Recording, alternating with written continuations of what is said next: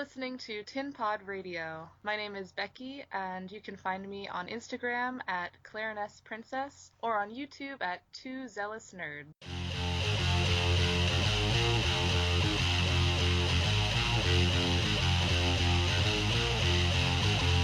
Please don't fear me, because I know what I want. Please deliver me that soft part of your soul that makes you freeze time, staring in at yourself. It's time to step outside onto the path you once made.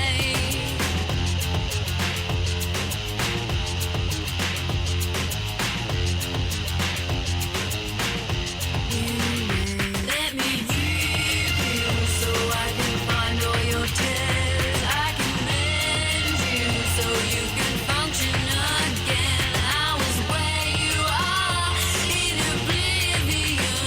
I know you feel alone. You got to ask yourself where you are now. It's where you are now.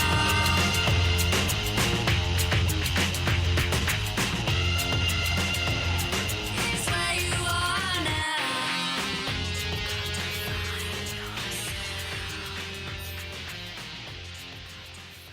Chapter 11. Now! Lindsay pulled again for Julie to run, but she resisted because she was so consumed with fear, as she had been the first time Lindsay had started out. Shit, Julie! The sudden pull and resistance nearly pulled both of their arms out of their sockets. Lindsay was still holding on to Julie's arm with one hand when she grabbed her by the face with the other very tightly, cuffing her fingers around her ear and pulling on it with her fingernails. Come on, you stupid bitch! Lindsay pulled Julie this time so hard she caused a mild dislocation of her arm. The pain and the harsh words instantly startled Julie from her fit of fear. A little anger pushed the fear away, and after a few steps she started running on her own without being pulled. They dashed across a walkway now almost completely covered with water and mud which had washed over it. It was starting to get hard to see where the sidewalks were at all. Both of them skidded like a synchronised ice skating team as they ran across patches of uprooted loose grass. Workers from the inside of the building saw them racing towards the entrance and quickly unbarricaded a door to open it for them. They'd gotten used to doing it as they've rushed out to try and help people in between the waves. Lindsay could see them waving for her and Julie to hurry. She knew they were shouting, but she couldn't hear them. The truth was she could barely even hear Julie, who had taken a hold of her hand again, over the noise coming roaring up from behind them. Her quickened heartbeat told her what that roar was. Julie slipped from Lindsay's grasp, but continued on her own towards the cafeteria entrance. Lindsay stopped just in front of the patio outside of the cafeteria and turned just in time to get a quick glance of the wave at its greatest height before she ran a few more feet and dove through the door. She slid across the slippery floor of the cafeteria, and before she could move she was tackled by Julie, kissing and hugging her. No one noticed them lying there holding each other, not wanting to ever let go, one without clothes and the other half naked, because the remaining survivors in the building were too busy bracing the doorway again as another 8-story wave crashed down onto the building. There was a little calm. Lindsay took in a few bits of air during that calm, and with each bit she was identifying the people she knew in the room and wondering about the people who she got along with who weren't in the room. What happened to them? The other survivors started talking to Lindsay and Julie to find out where they'd been when it started and how they'd survived. No one was making up modest stories. The truth just came out, and no one cared that there weren't any modest stories given. I admit using the word modest there might not have been the best choice, but it's what came out and couldn't be replaced. After a few minutes, everyone went back to bracing the doorway. They were further reinforcing the damage caused by the latest wave. They had no idea how many more were coming, and this wave-by-wave combat was all they knew. They knew though somehow with the instinct all human beings have in these moments, that this wasn't over yet. Another wave was coming, and another, and they had to continue to survive. That's what human beings do well. We tend to be obstinate in that regard.